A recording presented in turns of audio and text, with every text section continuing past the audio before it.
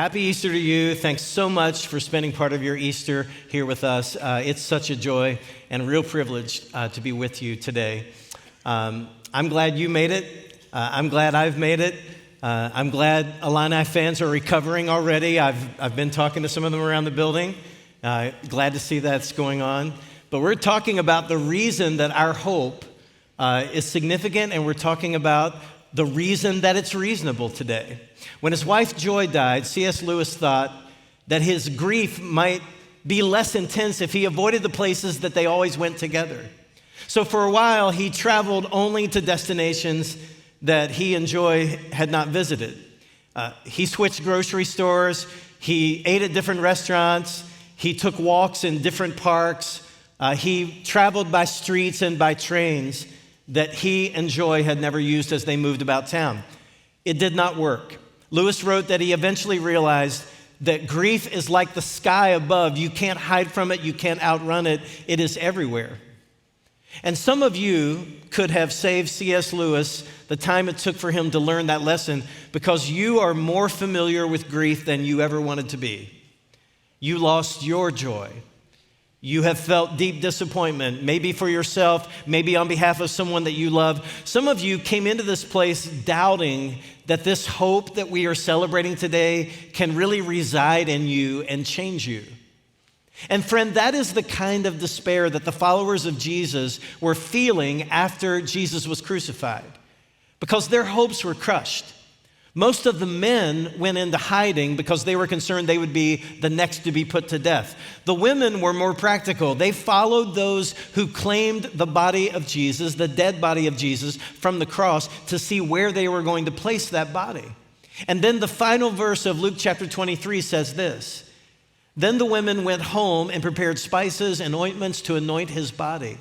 But by the time they were finished, the Sabbath had begun, so they rested as required by the law." Now for us, the next day begins at midnight, but for them, it was 6 hours earlier at 6 p.m. in the evening. And they could not do what they needed to do to the body of Jesus in the dark, so they made plans to prepare Jesus' body for permanent burial first thing the next morning, Sunday morning. And the opening verse of Luke chapter 24 tells us how it went. But very early on Sunday morning, the women went to the tomb, taking the spices they had prepared. They found that the stone had been rolled away from the entrance. So they went in, but they did not find the body of the Lord Jesus. The day after my father died, I visited his grave.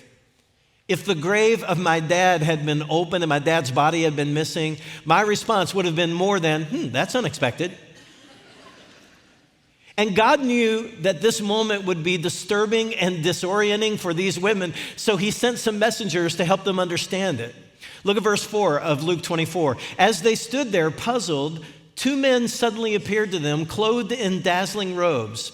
The women were terrified and bowed down with their faces to the ground. Then the men asked, 'Why are you looking among the dead for someone who is alive? He isn't here. He's risen from the dead. Remember what he told you back in Galilee, that the Son of Man must be betrayed into the hands of sinful men and be crucified, and that he would rise again on the third day?' Then they remembered that Jesus had said this." The disciples thought Jesus was speaking figuratively when Jesus talked about returning from the dead. Maybe some other inspirational teacher would come along, maybe even some other miracle worker. And that person would pick up where Jesus left off, and it would be almost as if Jesus had returned from the dead. Or maybe Jesus meant when he said, "I'll come back from the dead," maybe he meant that his words and his deeds would be remembered and that he would live on through those memories. But no, everything Jesus said was factual, specific, detailed. He was literally betrayed by Judas, his friend, not figuratively betrayed. He was literally arrested and tried and beaten. He was brutally put to death by crucifixion. All these things happened in the actual, literal sense. So his resurrection that he had predicted, he was speaking literally about that also. Jesus said what he meant. He meant what he said. He had returned from the dead. And even though he had foretold that, his closest followers still were not expecting it. In fact, look at what Peter did in verse 12. The women run back to the house and tell the men about the missing body and what the angel said about Jesus being alive. So in verse 12, Peter jumped up and ran to the tomb to look. Stooping, he peered in and saw the empty linen wrappings. Then he went home again, wondering what had happened. So Peter still is not believing that Jesus is alive at this point. Jesus left his grave clothes in the tomb like a set of pajamas. And Peter sees them and he thinks, I wonder what happened. I wonder who took the body. The women had already told Peter the angels announced Jesus was alive. But Peter still can't bring himself to believe that it would actually happen. In fact, Jesus has to repeatedly convince his closest friends, his closest followers, that he was indeed back from the dead. I've heard skeptics of the resurrection say, well, you know, people in Jesus' day, they were just more superstitious, and so they were predisposed to believing that Jesus had come back from the dead. No, they weren't. Jesus' followers had trouble believing that he was alive again. The guy writing all this down, his name was Luke. He was a physician. He was a scientist, not a spiritualist. And he recorded all their expressions of doubt. And all of this was written down, friend, to help you and to help me. Jesus was thinking of you when he said to Thomas and to his other followers, because you have seen me, you have believed. Blessed are those who have not seen and yet have believed. That's you. That's me. And if you will allow the doubts of Jesus' friends to represent your doubts, and you will allow what they witnessed to represent the evidence that you need to believe, then you are blessed, Jesus said. It's a blessing if you put your faith in him. If you get in the water someday and say, I believe that Jesus is the Christ, the Son of God, and your old self is buried like Jesus was buried, and your new self comes alive, you are blessed. And with that in mind, I want us to spend the next few minutes in my favorite resurrection passage. I love this passage so much, I used to preach from it every 4 or 5 years. It's been 7 years since I last took us to this passage on Easter, and I'm really hungry to share it again because it is so authentic. It has so much for doubters and for believers and for people who are not really sure where they are. You know, when our Easter services conclude less than an hour from now, thousands of people will have come into this place, joined online. And while we have some things in common, our stories are all unique in some ways. The details of our lives are like fingerprints, similar in some ways, but no exact duplicates. But even though our stories are all unique, we have all said this: this is not what I envisioned for my life. Some of us are already thinking, yeah, I've said that in the last couple of days. These circumstances are not what I envisioned for my life. And look, if you haven't said that yet, maybe you don't have enough life experience to have said that yet, all of us with enough experience will tell you, you will say that someday. Sooner or later, a relationship will go differently than you expect. Or a door will open that you do not expect to open to you, or a door will close that you did not want to close to you. Your business, your career will take a turn you did not expect. Your body will do something you did not expect, or your body won't do something that you did expect it to do. Your loved ones will make decisions that confound you that you did not expect them to make. I have not met a single person who is self-aware and observant about life who has said, you know, my life is turning out exactly as I anticipated in every way. Who says that? I mean, if you've been alive longer than 4 days, you know that's just not how life goes. And if you identify with what I'm saying, but you wonder why, I think I can help. Look at Proverbs 19, verse 21. It says, you can make many plans, but the Lord's purpose will prevail. Now, that verse is not teaching that it is wrong for you to make plans, but it is reminding you and me that God will not surrender his right to direct our lives. He will not give that up. No matter how much we ignore him, no matter how much we disbelieve in him, no matter how we live or how distant a thought God may be, he will not surrender his right to direct our lives, to be God. And you may be determined, you may be strong-willed, but you are not more gritty or more resolute than God is. Look at how the Message paraphrase of the Bible renders that same verse. It says, we humans keep brainstorming options and plans. Do any of you see yourself in those words?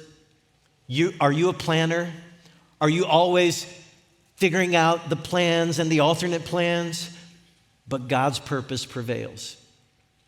And friend, this is not a bad thing.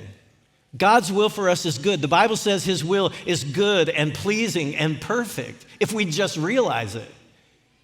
Let me give you an example. If our church leaders had known 4 or 5 years ago that COVID was coming in 2020, we would not have entered a huge building project in 2019. We would have delayed that project because we would have said, no, it's not wise to be doing that when everything in the world is going to change for a number of months. But if we had done that, then the facilities we now have would have cost millions and millions more. And we would not have had the space that we have had to accommodate all the new people who've become a part of this church over the last couple of years. God's plans for us are better than our plans for ourselves. We make our plans, but the Lord's purpose prevails. And can you see how your life reflects that same truth? Have you made plans that God has changed and adapted? And by the way, he didn't ask for your permission. I made plans as a young person. I made plans as a teenager, as a young adult. This is me being a lawyer. This is me being a lawyer in LA. And I'm sure television had nothing to do that. I mean, there weren't any lawyers who live in LA on television, right? I think I was heavily influenced by what I saw on television. My wife was going to attend a year or two of a Christian college before transferring to an elite music school for a career as a musician. She was probably going to marry some music executive in that business. God said, no, Sharon, I'm going to downgrade you to a guy who wanted to be a lawyer in LA, who I am sending to Illinois. Now, I will not speak for Sharon, but for me, God knew that his plan B was better than my plan A. And the sooner you and I come not only to realize that about the past, but to anticipate that and believe that about the future, the sooner we can get in sync with God and the sooner our lives make sense. Friend, if you are wise, you will ask God to scrap your plan A and replace it with his plan B, because his plan B was actually his plan A all along. And most of us do not have the courage to ask God that, but it's okay if you don't have the courage to ask God to do that, because God will do that whether you ask him or not. He does not need your permission or my permission, because why? Because we make our plans. What did that verse say? We make our plans, but the Lord's purpose prevails. So in this next section of Luke chapter 24, we meet two men who learn this truth, though they do not learn it voluntarily. So they're kind of like us, right? Their plan A, and their plan A even involved Jesus, but their plan A had come to a screeching halt because the murder that we examined last week, the murder of Jesus, it seemingly sabotaged all their hopes. It canceled their plans because the guy they thought was going to become the ruler of the land was dead. He'd been put to death on a Roman cross. And you can just see their slumped posture as you read verses 13 and 14. Look at these. That same day, two of Jesus' followers were walking to the village of Emmaus, 7 miles from Jerusalem. As they walked along, they were talking about everything that had happened. Now, it says that same day. What day is that? That's Sunday, the day Jesus rose from the dead. But they don't know that part of the story. They only know the tragic part of the story, the betrayal and the arrest and the mock trial and the blood and the crown of thorns and the death. That's all they know. So they are talking about it as they walk along the road. It's what everyone in the area around Jerusalem is talking about. Now look at verse 15. as they talked and discussed these things, Jesus himself suddenly came and began walking with them. But God kept them from recognizing him. So Jesus just materializes. I mean, this is his post-resurrection body, and it can do amazing things. Jesus just appears. And it seems counter to God's purpose for Jesus not to immediately say, "Hey, I'm Jesus. How you doing?" But he does not do that because God does this kind of thing all the time. God allows tension to build in our lives so that the outcome is more memorable. Have you noticed that?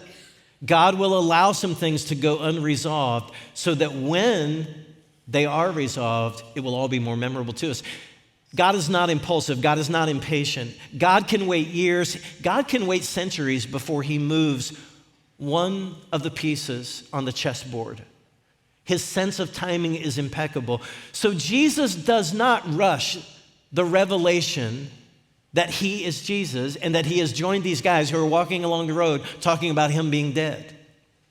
And maybe God is doing this kind of thing in your life. Maybe he's closer than you realize, hasn't fully revealed himself yet, and you haven't figured it all out yet. I love that Jesus works this way. Look at verse 17. Jesus asked them, "What are you discussing so intently?" He saw the intensity in their conversation. "What are you discussing so intently as you walk along?" They stopped short, sadness written across their faces. Then one of them, Cleopas, replied, "You must be the only person in Jerusalem who hasn't heard about all the things that have happened there the last few days." "What things?" Jesus asked. I just love that Jesus is like teasing the conversation. He doesn't have to tell them everything he knows or even who he is. And do you notice the sarcasm in the words of Cleopas, one of these men? I mean, he pretty much says, "Have you been living under a rock?" Ironically, Jesus could have said, "For the last few days, I've been behind a rock." But Jesus tolerates his sarcasm. He overlooks it. He is not threatened by Cleopas's sarcasm. And that is one way I need to be more like Jesus, because I usually want to answer sarcasm with sarcasm. Anybody with me? I'm like the father whose son turned 16 and wanted to take the car out by himself. And the dad, he shouldn't have done this, but he didn't like his son's long hair, so he told him that he could take the car out after he got a haircut. And the son said, I mean, this is the line you play if your dad's a believer, right? "Come on, Dad, even Jesus had long hair." And the father was silent for a moment, and the son thought, okay, I've got him. But then his dad replied, "Yeah, and Jesus walked everywhere he went too." So the dad was a lot like us. We love to respond to sarcasm with sarcasm. Well, Jesus pretends to be uninformed, so these guys begin to tell Jesus the story about what had happened to Jesus. And they do a really good job of telling it. The amazing miracles that Jesus worked, the compelling teaching and the way Jesus communicated, the opposition, the corruption of the religious leaders that Jesus faced, and then they're putting him to death, the crucifixion. Look at verse 21. They say, "We had hoped he was the Messiah who had come to rescue Israel." This all happened 3 days ago. I mean, you talk about being so close to the truth. But because Jesus did not rescue them in a political or military way, because he didn't work in the way that they thought he would, they concluded that he was not the Messiah. They didn't say, "We hope," they said, "We had hoped." He did not work the way they expected, so they lost faith in him. And I wonder if there's anyone here today who has found that God is not working the way you want him to work in your life, and so you're losing faith in him. Has Jesus failed to answer your prayers in the way that you preferred? Has God not worked on the timeline that you want? These men are a reminder that it is tragic to know the storyline but to miss the Savior. They know all the things about Jesus, but they do not realize that he is actually fulfilling their hopes in a way that is better than they could have ever imagined. And friend, when it comes to your spiritual status and my spiritual status too, look, it is not what we know, it is who we know. Because there are too many people running around who know some stuff about the Bible, and they think knowing some things puts them in a relationship with God. I mean, as I wrote this, I couldn't help but think of people who studied the Bible with me at a Christian college, who know all the characters and the verses and the answers, who could tell you the story that we're exploring today by memory, but who are not walking their lives with Jesus. They are not with him, they just know about him. And I'm thinking of many people who say, well, I grew up in the church, and what they're really saying is, I know the things, but they don't realize how close Jesus is, and they're on their way to Emmaus, and maybe they've been there for a long time, walking away from what God is doing. And if you think I'm being a little unfair to these two men, I want you to look at how much of the story they actually do know, which makes it even more amazing they had not put it all together. In verse 22, one of them says, then some women from our group of his followers were at his tomb early this morning, and they came back with an amazing report. So they knew about the things that we read earlier. They knew the women had been to the tomb. He goes on to say, they said his body was missing, and they had seen angels who told them Jesus is alive. Some of our men ran out to see, and sure enough, his body was gone, just as the women said. His body was gone. Have you ever played a board game or Pictionary or watched Jeopardy or some other TV game show, and the answer to some question was so obvious to you, but the person on the show or the person across the table playing the game with you just couldn't see the answer?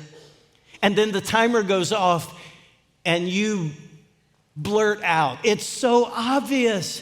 How did you not see it? Well, Jesus finally gets to that point with these two guys.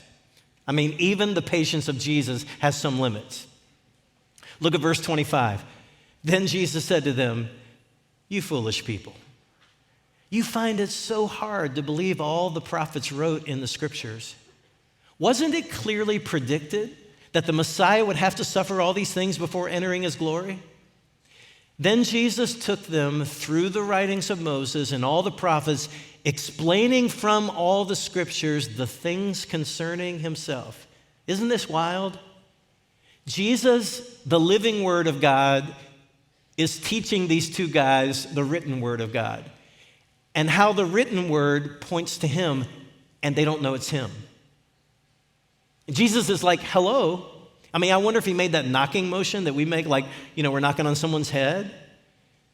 And Jesus does rebuke them for not already knowing these things. They were Jewish after all. They'd studied the Old Testament prophecies about the Messiah since they were kids. But then, even though Jesus rebukes them for not getting it, what does he do next? He walks them through it. He teaches them again. He helps them to see. Jesus, in this scene, Jesus is like the parent who gets the text or the call from his or her child at school and finds out that something really important for the child to have at school is not at school with the child because it has been left at home. Every parent has gotten that text, that call. And the parent says, how could you forget to take that with you? And then what does the parent do? The parent leaves work, hurries home, gets the thing, takes it to the child at school. And that's what Jesus is doing for these guys. He just reviews those Old Testament prophecies, and he teaches it more clearly, more compellingly than Cleopas and his friend have ever heard it taught. And they finally realize that even though things had not played out with Jesus the way they expected, it had all gone exactly as God had envisioned. Friend, you should open Luke chapter 24. That's where all this is. You should open it later today or tomorrow. Read this entire passage and what happens next. Because what happens next is a moment these men talked about for the rest of their lives. Verse 29 says they begged Jesus to stay with them.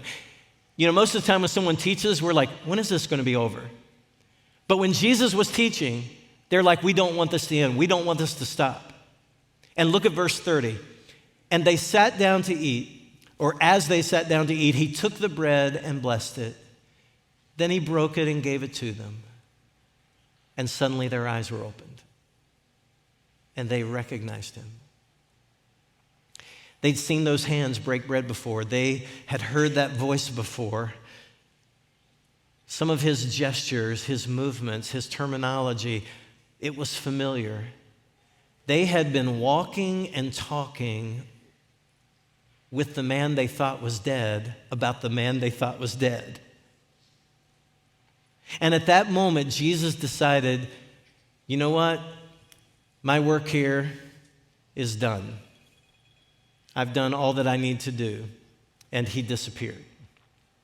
Friend, let me encourage you to ask yourself 2 questions today.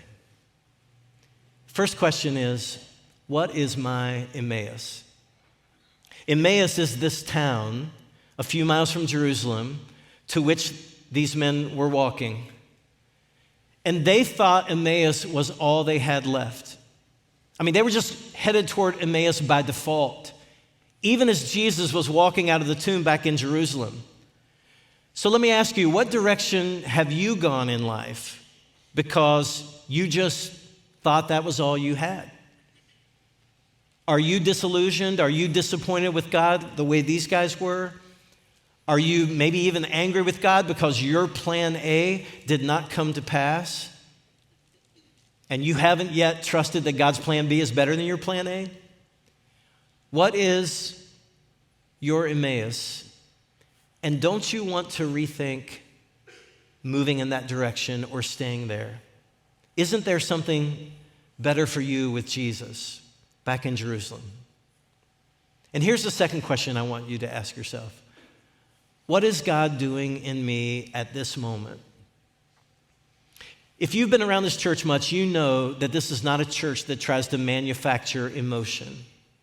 I mean, we are not constantly trying to whip people up into an emotional state.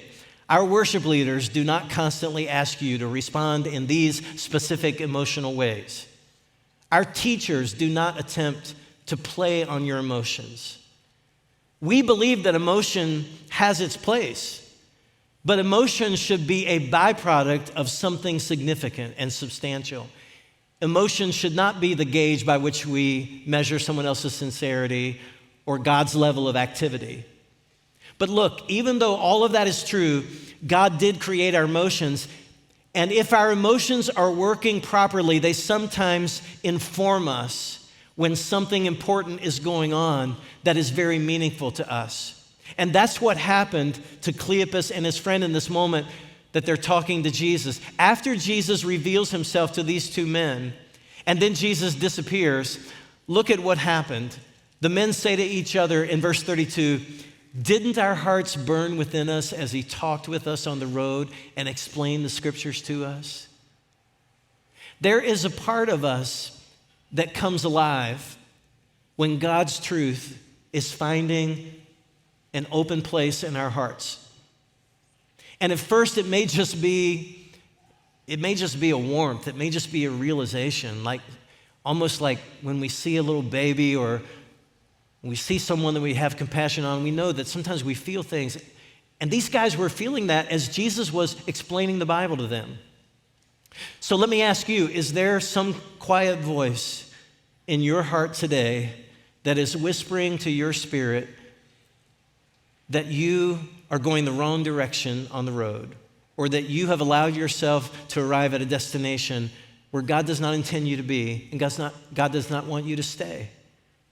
Is there something in you that suspects that even if you stay in Emmaus, you will not have a soul that is satisfied? Is the direction of your life going to satisfy your soul? There's nothing good waiting for you in Emmaus. So will you consider turning around and letting Jesus help you understand who he is and the reality of why he's important to you? Well, the next verses reveal that within the hour, these 2 guys are on their way back to Jerusalem. That's where Jesus was. That's where God was working. That's where the church would begin and so many things would happen. And that's where they would learn what comes next for them, how it all made sense. And what they thought was a downgraded plan B for their lives, they learned was actually God's plan A all along. And when you realize that, it is so comforting. It is so helpful. So friend, if you have the courage to listen for what God is saying to you today and stop your momentum toward Emmaus and set out for Jerusalem again, then I believe that your heart will at first warm and will eventually burn with God's truth for you and God's purpose for you. So if you've been on your way to Emmaus, or if you've been there for a long time, let today be your first step back toward God.